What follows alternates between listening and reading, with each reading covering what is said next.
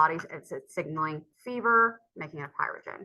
So we're going to start in with chapter 16 and see where we get with that. Chapter 16, we're getting into our innate, our adaptive immune response. This is going to be your B cells and your T cells. All right, so this is our third line of immunity. And again, our lymphocytes, your T cells and B cells are the ones that are going to be driving this. And they depend on basically specific interactions with antigens. And remember, antigen is basically anything that you can have an immune reaction to or recognize as foreign. And a lot of our B cell and T cell response relies on very specific recognition of specific antigens, and the ability of your body to react with countless antigens is called immunocompetence. Then it relies on specificity. We are reacting with one specific antigen. The fact that my B cell only recognizes, red top marker, and it's not going to recognize blue top marker, and it's not going to recognize all red marker, and then we only be reacting with that one specific thing. In each of our bodies, each of you can react to 8.6 billion different antigens, which is very impressive. And so we have a cell basically that's dedicated to each of those. You only have one. You only have one. And so that one cell has to be found and activated. And then once you have activated it, though, it will eventually allow you to generate memory so that if you ever see it again, you won't be waiting a week in order to build a response or recover from something. You'll be able to recognize it so fast that you would never even know that you ever got infected with the thing. At least that's the goal of the adaptive response. So again, antigens, also known as immunogens, generates immunity. These are things that your body could recognize as foreign and have an immune response to. These guys are very important for stimulating the response of our B and T cells. These can be made up of protein or sugars or any other kinds of molecules. It could be literally anything. We have to be able to perceive it as foreign, though. And then our bodies will eventually, like when you are a little baby and you're first being formed in the womb, your body will have cells that could recognize a whole wide range of things, including cells that could attack self molecules. And we'll have to eventually train those cells not to attack self. Once we have it kind of pared down to only recognizing foreign things, it could be anything from proteins to sugars, but there's some molecules that just have a better response than others. And we will call good immunogens ones that can have a strong response. It's usually because of their actual chemical compositions, we get better responses to proteins than to other things. Their size, larger things tend to have a stronger response. It's not always the case, generally speaking. And then whether or not we're getting other signals to keep attacking. You can have your cell see an antigen. We might finally be like, oh, I've been waiting forever to see red top marker, white red top marker. And finally you see it and you've been waiting your whole life for this. But if nobody's giving you signals to react to it, something's wrong there. And so you're not necessarily going to have a very strong reaction to it. Having those signals, those cytokines to tell you to react is a huge help in creating that response. So this brings us to epitopes. So while I might recognize white marker red top, I might be able to recognize white marker red top, but I might only react to, my response might only be to the actual red top. That's the epitope. So the part of the antigen that your molecules will actually be interacting with is called the epitope. The portion of the antigen that your lymphocytes are actually interacting with, the epitope.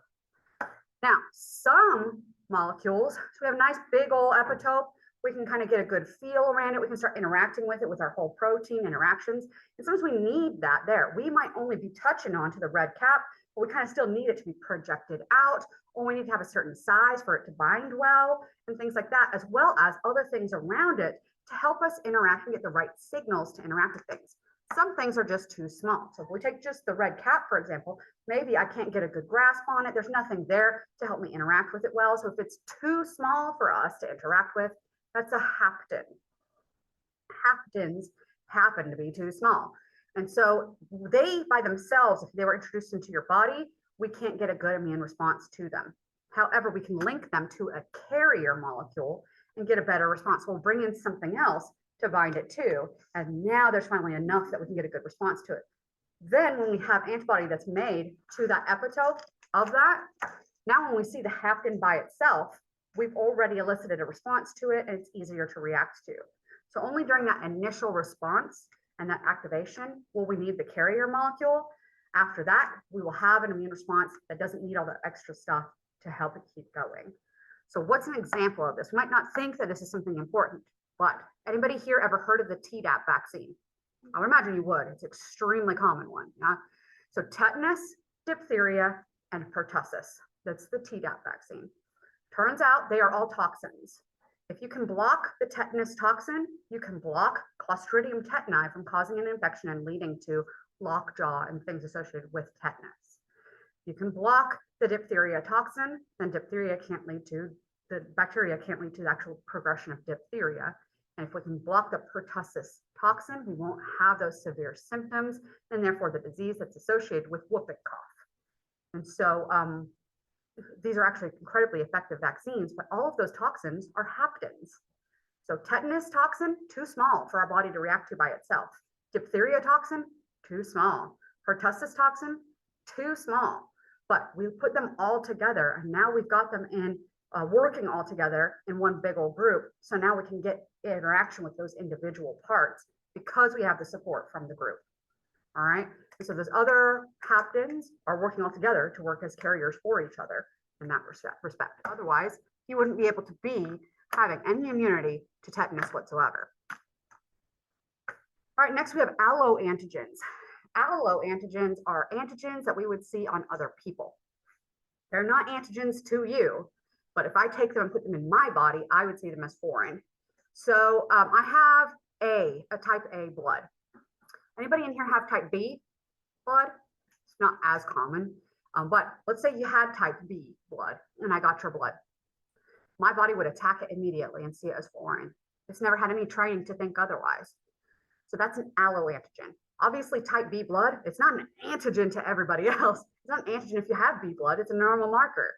But any marker that would be considered normal for you, but foreign to me, is an alloantigen. This is a huge deal when we're talking about blood transfusions, as well as organ grafting. So when you get a kidney from somebody else, you get grafted into your body, and we want to make sure that everything on that kidney doesn't look foreign. We want to make sure it looks like you. Even though it came from another person, we want to match it up as much as possible. And it actually gets incredibly complicated. We're going to get in a little bit into that today and even more in chapter 17. All right, a super antigen is any antigen that can incite your immune response too strongly. These are stimuli, usually we refer to them as toxins. They will stimulate your T cell response to be 100 times greater than what it needs to be. We see this displayed very much so when we talk about toxic shock syndrome. So there are toxins that are made by certain gram-positive bacteria. There's also the fact endotoxin does this quite well as well. So it's the gram-negative bacteria.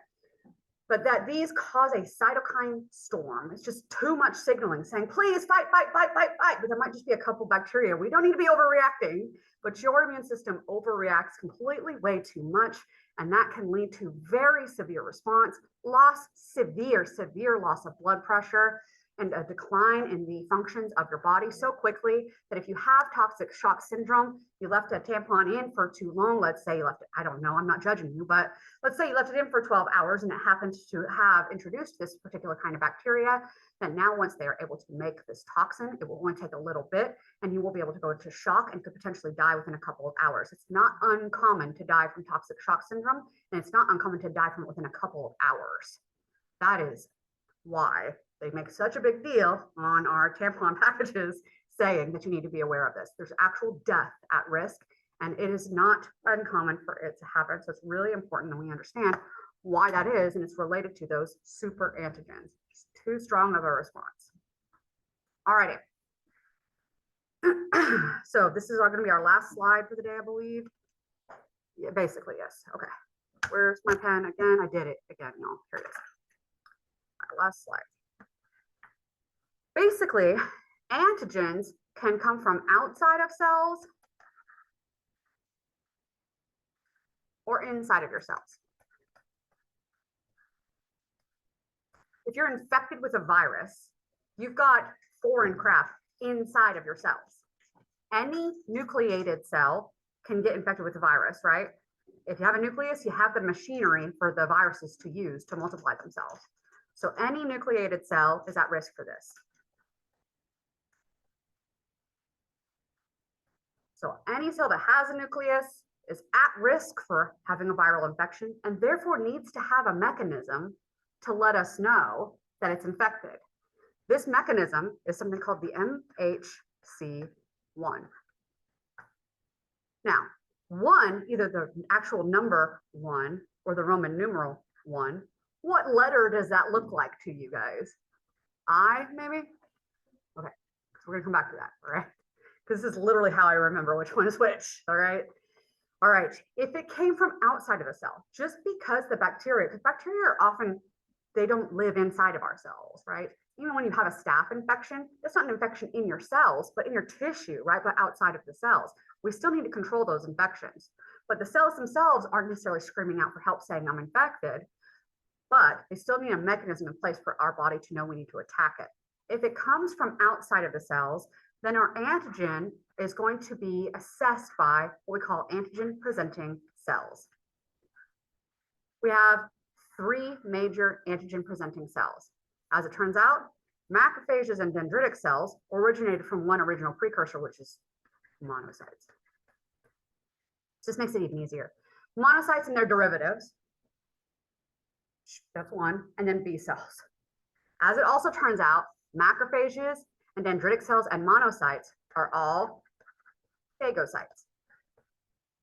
They're literally going around eating crap up and digesting it, and then walking around with the crap that they digested and being like, anybody see this? They are antigen presenting cells. I picked this up from outside.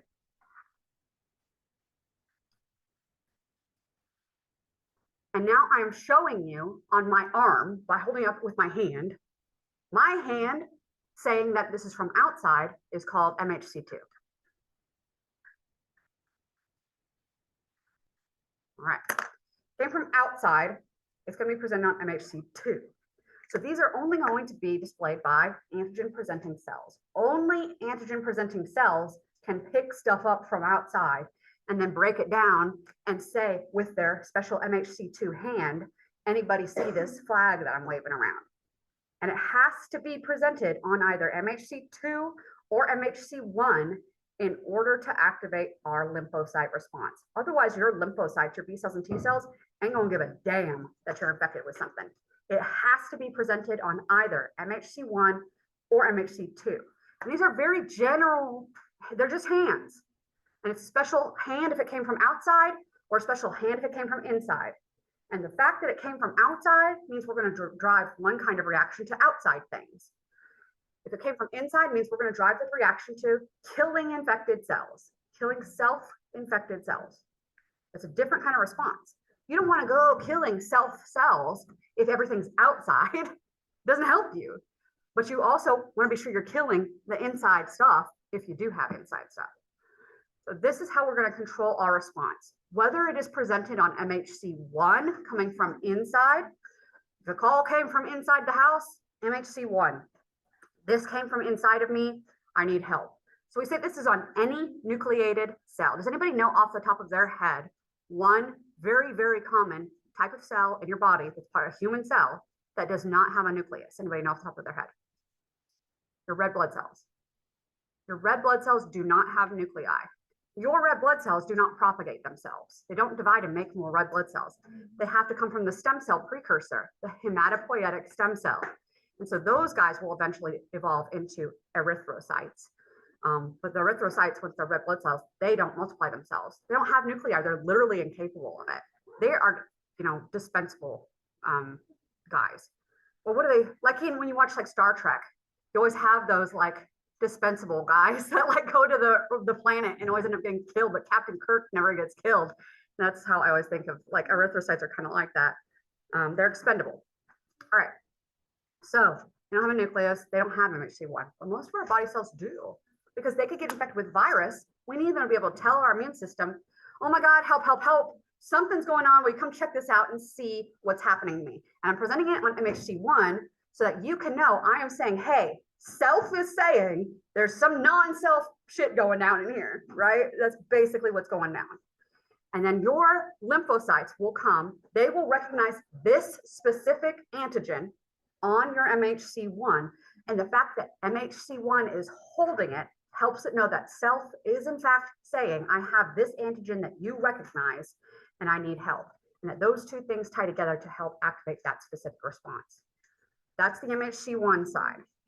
On the MHC2 side, we are just phagocytes eating crap up. If we're a neutrophil, we're a phagocyte, right? You notice how neutrophils aren't on the list of antigen presenting cells?